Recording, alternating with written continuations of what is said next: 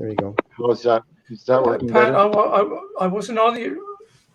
Yeah, we can hear you a bit better. Pat, I wasn't on the original interview, so could you tell me how long were you in the prison service? 27 years. So it was the better part of 3 decades. Okay. And And I I didn't mean, start till I without was 28. and without sort of Go sounding ahead, David. crass, without sounding crass, was it all good and bad, or I mean, you stuck at it for a long time. I mean, I know some of us are, you get stuck in jobs Well, that you think, well, okay,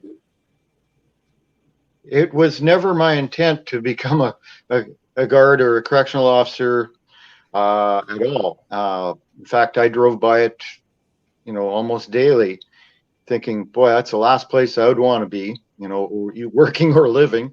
And I had a lot of friends that were working there at the time, and I was farming and ranching. And the 1980s were quite tough on us. And so I had to find work. Actually, I started looking for an opportunity to work in the prison farm, in the livestock division, and I kept applying, and kept getting some very polite refusals. But a friend of mine who was a correctional officer said, "Hey, why don't you become a correctional officer, and then you can lateral into it." So I thought, well, you know what? I'll give that a try for a year. And lo and behold, a year into it, I was in a nice cozy tower on a minus 35 day with a howling wind. I had my hot cup of coffee, and I could see the steam pouring off of the feedlot where I was hoping to work, where there was about 2,000 head of cattle. And I got a phone call from the farm manager saying, "Hey, you still interested in doing that job?" And I looked up there and I looked at my nice warm cup of coffee and I said, "No, I'm okay." By then I was quite comfortable with the job. I mean, it's there's no doubt that it's a taxing job on, you've got to be heads up all the time. And I guess being a little bit younger, I was a little bit more prepared for, whatever came, roll with the punches kind of thing. And it was, no, it was a choice that I made, and I don't regret it. Although it does have, there is a price to pay when you're in a situation like that. And you said earlier that it took you about 7 years to write the book, start to finish. You have another visual there, David? Yeah. Well, Pat, it's interesting that. So it's interesting, Pat. You said there's a price to pay. I mean, what price did you pay, do you think? Well, it's always, there in the back of your mind. I don't dwell on it. Neither does my wife, Heather. She's a retired officer as well. There's some days that are so bizarre and so stressful. I mean, you see things that you never want to see, or experience things that you never want to happen. But you live through it. And I had some incredible advice from so many seasoned officers that, you have to have a life away, and you got to roll with the punches. You got to have a sense of humor, and don't take the job home with you. And I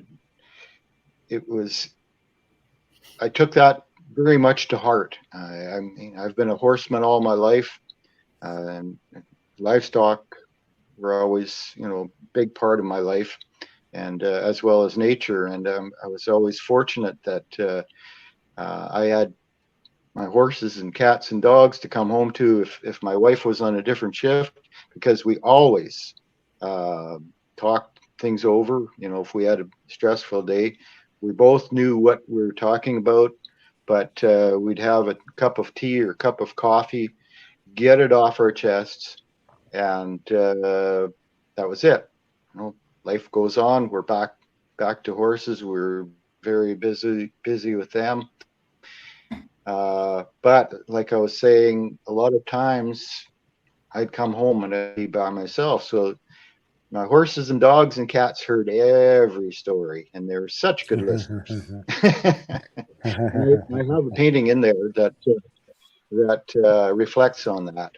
I have myself with two of my horses, and it's called "Let It Go," and I had to turn back the time a little bit and turn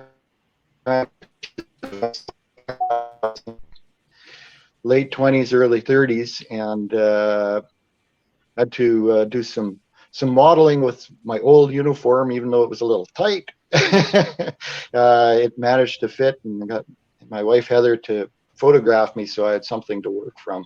And but I had to use both of those horses are gone now. The buckskin was he was the horse I had when I started, and he probably heard the most. And the bay horse, the Arab, was he was the horse I had at the end, and they were in your book, both it awesome. says that they grounded you. It says they grounded me, reminding me that there was truly good things in life, and they showed me to let the ugly slip away. So I think that's very, very cool.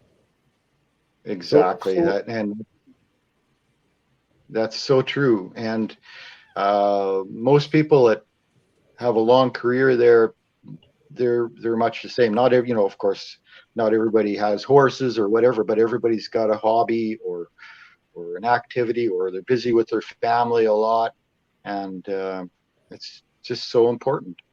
And I've talked to many correctional officers from actually all over the world, and they all say the same thing, as well as police officers. Anybody in a high stress situation, you got to leave it behind. Yeah. So we're looking at a visual here of an officer coming and going into the facility, and I'd only seen it small. I had only seen it small, like on the screen here. Now with the book in front of me, I started. I was sitting here with my grandson, and he's looking at it, and he says, "Did you see those faces in that snow?" He says, "There's skulls in the sky." He says, "There's these eyeballs looking at you through the walls." He says, and I'm going, "Oh my God." He actually spotted all this stuff. I could not believe that he had spotted all this detail that you'd put into this picture. So can you talk about this? I guess that's walls that talk or don't talk. Can you tell us a bit about what's going on there? It's called Day One. It's first day of work and first day of retirement. As the young officer going in, with the green uniform, that was what we were wearing back in the day. That's what I wore my first day of the job, and I was quite tense. You walk into a situation like that, nothing can really prepare you for that, but you just carry on. To me, it was like going into the big brick monsters. We often referred to it, and if you're not careful, it will swallow you up. I've seen that happen more than once, and but if you're lucky and can shed off all those demons and just carry on, and I don't mean the inmates as demons, but I mean the mood of the place. It's quite baffling in the whole way the place works. But you'll notice that on my way out, I've got a smirk on my face. I know what goes on there. I'm good. And even the little snow figures would be on the right side of the painting are kind of having a good giggle too. So it was like, yeah, I did it.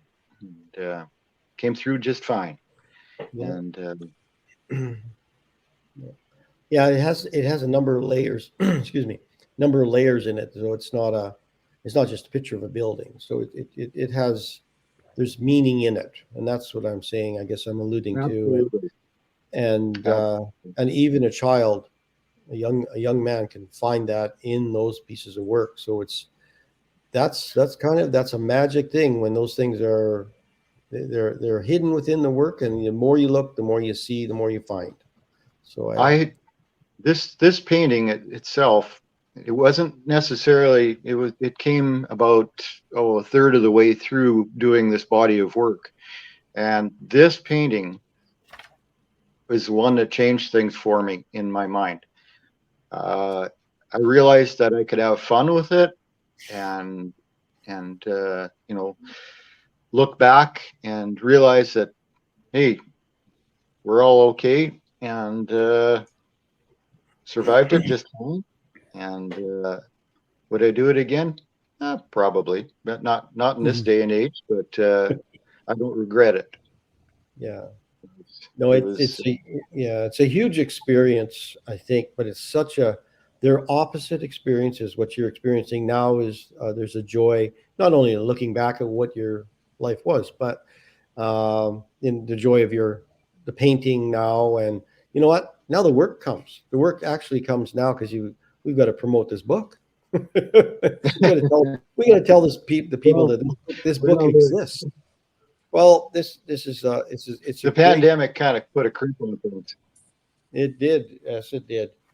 But I think we're all adapting to that, and because of the pandemic, we are doing more of things like exactly what we're doing right now. There's more conversations happening. We're all learning more about how to do it, and because we have to. And it's a great way to get this kind of exposure out to a wider audience that really might find this very interesting from the normal just landscape type of painting or different sculpting or different types of things that an artist. You are doing something that responds to what you did for 27 years. How many artists can say they did that, right? I was a graphic designer. I don't do a lot of work relative to my 23 years of graphic design, but yours has some deep meaning, and it's great that you've been able to dovetail these two together, the two lives. And not that you're always painting these kind of scenes. This is kind of been encapsulated into a nice book, and you do paintings and other things that are of landscape, birds and horses and such. So no, this is a great. I really like this. This image was quite taken by it. Yeah. Well, thanks. Yeah, it's still one of my favorites of the whole collection. Yeah, because I think it definitely so reflects how I felt. Yeah, like I think what Paul and you were listening is so many layers. You've got the smiley faces going out and the skulls that are not so smiley going in. So I think it's interesting. The other thing which I found interesting in your book when I read about Harper's Folly, you were talking about prison farms, and you were just talking about that you had the opportunity to do that or stay in the tower. And the funny part about what you were saying about prison farms is that you've seen grown men cry when they get to milk a cow, or when they're like a sheep is born or a calf is born. So I thought that was very telling. So like all these hardened guys by like a little animal become very soft. Well, actually the farm institution is right beside the main institution, and of course you can always see it from both ways. And I spent the last half of my career out on the farm as a correctional officer, not as a farm worker or as an instructor. And boy, I tell you, that was a fantastic experience until they shut the farm down, and then we were just warehousing, which I wasn't too impressed with. But I'm not sure what all goes on there now. But I know the whole farm has been shut down, and it's not, we're not getting those kind of results. I was seeing so many success stories come out of there. Right. And a lot of these guys that ended up, being incarcerated in the farm institution, they cascaded through the system just like myself. I mean, I worked everything from Supermax on down through the years and down to minimum. And there's several of the inmates that had been in Supermax and worked their way down into maximum. And lo and behold, we ended up at out at the minimum at the same time, but which was really interesting because where there was a history between us, not always good, but for the most part, pretty good. And the changes I've seen in so many, when you give somebody responsibility, and that we're relying on you to do this job, and you mix that in with livestock, and see the pride that these guys would end up with.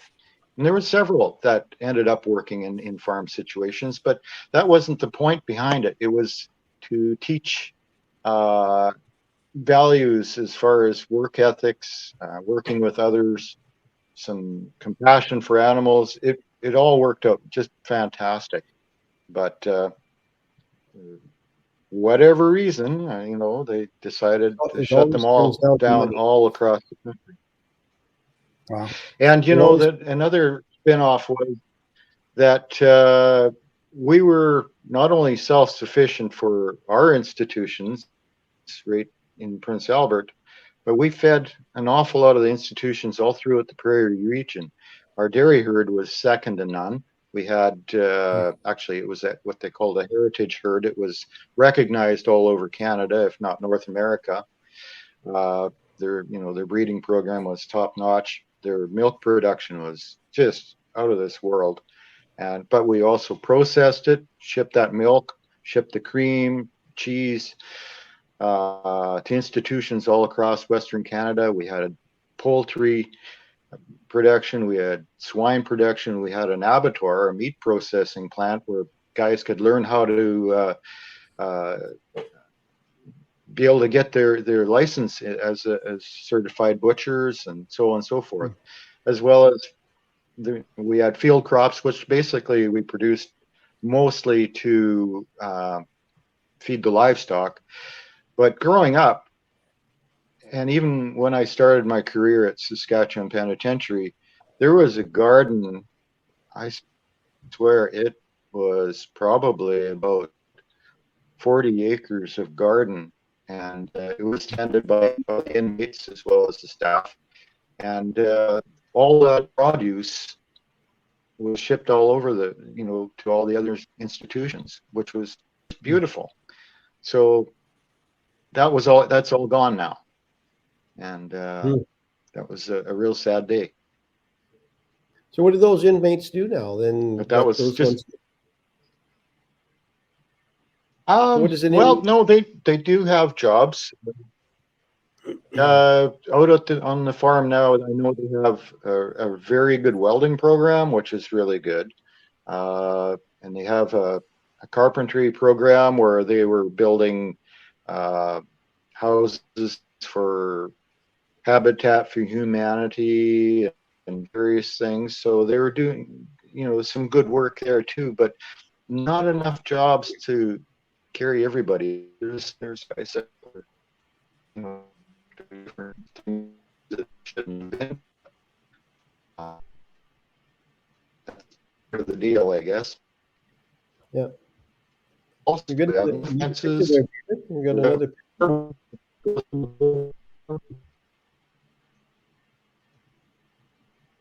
But they're out there on their own.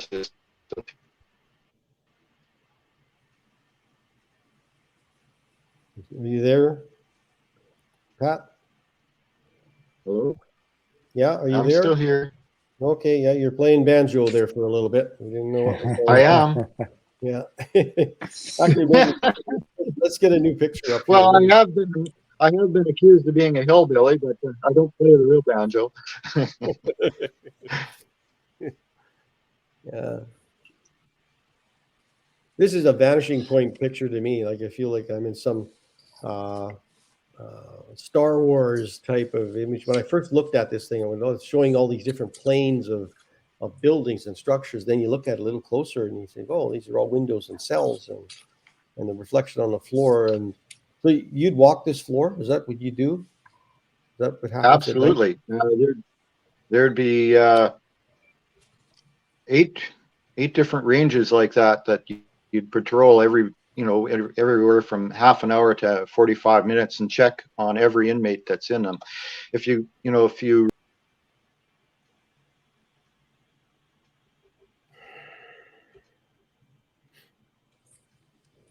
Oh, we lost him. But we can talk about in his book, he says it was a surreal experience walking down the long, dark cell block armed with a flashlight and a pair of safety scissors. So very, very, the book is very telling. I mean, like, I'm sorry we're getting a bad connection with Pat, but the book is very telling, and it would be for anybody that's back. interested in his art of the book. Yeah, no, we're talking about the Night Watch, where you said it was a surreal experience walking down a long dark cell block armed with only a flashlight and a pair of safety scissors. So we thought, and that's we're looking at That's in your book. So if you would refer back to the one called Lockup, which you showed earlier on of the cell blocks, that's what you're walking down, only in the dark. And Gotcha. you have to make sure that you have a healthy body in each cell. Make sure that they're there, and make sure that they're alive and well. And you've got anywhere from 200 to 400 guys that you're checking on personally. That's your job all night long, to make sure that they're there and well.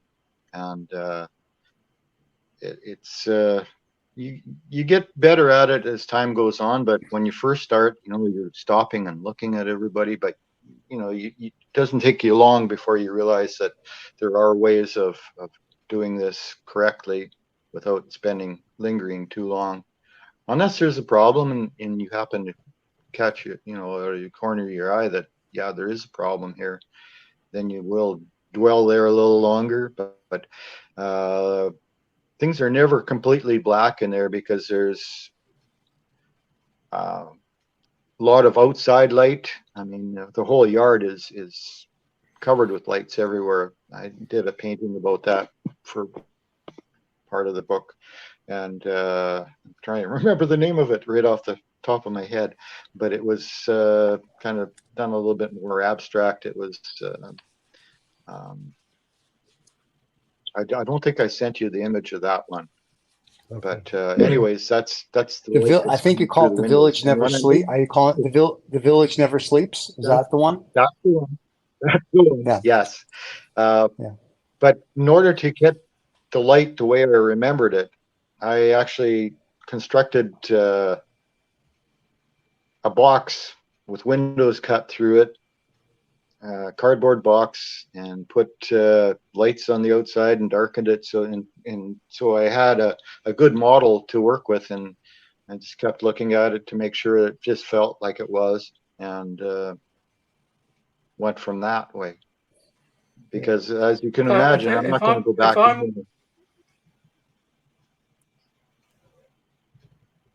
Hello, Pat. If I'm walking, can you still hear us? I can hear you. Yes. Yeah. If I'm walking down that corridor, then first thing that springs to my mind: how many people are there? Is it just one person in the cell, or more people in the cell per cell? Usually it's only one, but when we start getting crowded, that's when they bring in the double bunks, and that really adds a whole different dimension to things, because you've got one below and one above. Interesting that you also said safety scissors. I mean, why scissors anyway? What would you? Well, the safety scissors. You're watching for suicide, and if somebody is going to hang themselves or string up, they usually tie it from the bars, because they're, even though it's 9 by 5, it's just about as high. So the only place that they were there to hang themselves would be from the top bar, and I've seen that happen. All right. It's I'm glad you only have it. Most of us in there carried a very small pocket knife as well, even though I shouldn't be saying this, but I will. Safety scissors don't always, pardon the pun, cut it. And if you've got a small knife, nothing big enough that you can get stabbed with it, but it could save somebody's life. And I've seen that happen more than once. Okay. And now, please so I forgive always my had a naivety small towards it, but it was multi-tool. interesting when you were talking about walking down the corridor. I'm looking at it now. As Paul said, it sort of draws you. I love the colours, and it just kind of draws. I want to walk down here, but it's also slightly intimidating as well. And there's this dim light. Is that somebody else checking the cells? Is that what it's supposed to be? Is that you or a colleague? That's correct. It's actually a depiction of a correctional officer walking down in the dark with his flashlight, and checking to make sure that he has a live, living person in that cell, and that's your only other tool that you're walking with. And you want to make sure you got some quiet shoes, because you don't want to be stomping, you don't want to be waking people up, and so you're exactly right. That's supposed to be depicting one of us walking down the range.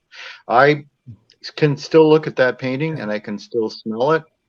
I can hear all the snoring, and as well as a lot of my correctional officer friends will say the exact same thing. I've had so many people say, "Man, I can just smell that place when I look at that painting," and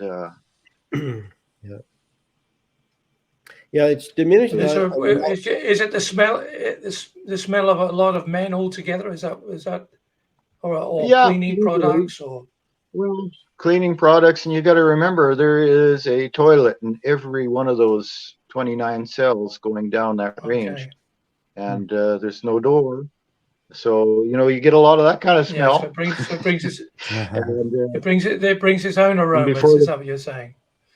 Well, I mean, it's nothing that I wasn't used to, but on top of that, before the smoking ban, you got a lot of cigarette smoke, which covered a lot of smells. I didn't mind it so much, but there's that, and you get body odors and different things, because not everybody is as clean as they should be. And mind you, I shouldn't say that way, because 99% of them are very, very clean. They have access to shower all the time, and not all the time, but every day. And so, I mean, you're not getting a lot of horrible smells. But you got to remember, I was a farmer and rancher. I'm used to smells. So for some people, it was quite take them back. Kind of not used to it right off the bat. But it was just like, it's just people living. Yeah. Well, there's nothing like living around a hog. Something that nobody ever thinks about. It's the smell that it's got a different aroma. I remember coming back to work after a 4-day rest period, and going up to the 4th floor, and you've got first thing in the morning, and all you can smell is stale tobacco. It's just linger in the ceilings, but you just remember those kind of things. Yeah. Smell is a very, very strong thing, to react upon. And I think, like, you smell a bakery outside, and you're walking by, and you say, I'm craving a donut. I don't know why, but I can smell. You can smell all the bakery goods and the fresh bread, and I think exactly. They all react in your mind differently, and they create imagery that is amazingly strong. I guess really strong images. People want, to the point where they just walk into the bakery and buy whatever they want. But again, and you're right about your space. I mean, I don't know the smells of that, but I can maybe somewhat imagine some of it. Maybe in a lighter sense of that. Yeah. But I have to also mention that the institution was extremely clean. We had a lot of the inmates were hired as cleaners, and that was one thing that impressed me when I first started there. Well, I had done my induction training out in Ontario, and I was in one of the oldest prisons out there, and it was old, very old. I won't mention which one, and I was quite surprised when I got to Saskatchewan Penitentiary and seen how clean it was. Everything was clean all the time, and Yeah. so that was, you know, you get a lot of aromas from just cleaner as well too. But that wasn't the main focus on this painting. It was all about having to make sure that all of the inmates in your charge were healthy and there. And sometimes, you know, there'd be booby traps set up, you know, right? but 99% of the time not. What would be a booby trap, for instance? Well, you know, sometimes a tripwire would be put up because, you know, you got to remember you're walking in the dark. Sometimes it, you know, grease the steps a bit when you're at the other end with some margarine, and that's always a fun thing. Or occasionally on the bars, if somebody sees that you're always hanging on to the railing, you won't see a railing in this one, but the floor above there is a railing. Occasionally there'd be razor blades very strategically taped or glued onto the railing, and if you are a person that really hung onto the railing a lot, nervous or anything like that, you could really hurt yourself. You never stuck your hand into something without having a really good look first. Yeah. So yeah, so they have little access things to like that. all kinds of I had things, right? Oh, absolutely. And I've one of my pieces of art, actually a couple of pieces of the art are all about that. You take Maybe somebody, David you could give bring them that. a pencil. Could I David seen bring it. that? I saw a fellow have a pencil stuck in his ear. He just about died. You know, there's all kinds of Well, things that can happen. the painting we're looking at now is one of the ravens. This one's called the Spokesman. That one I know. But you were saying that the ravens That were one, quite characters. yes, and actually there is another.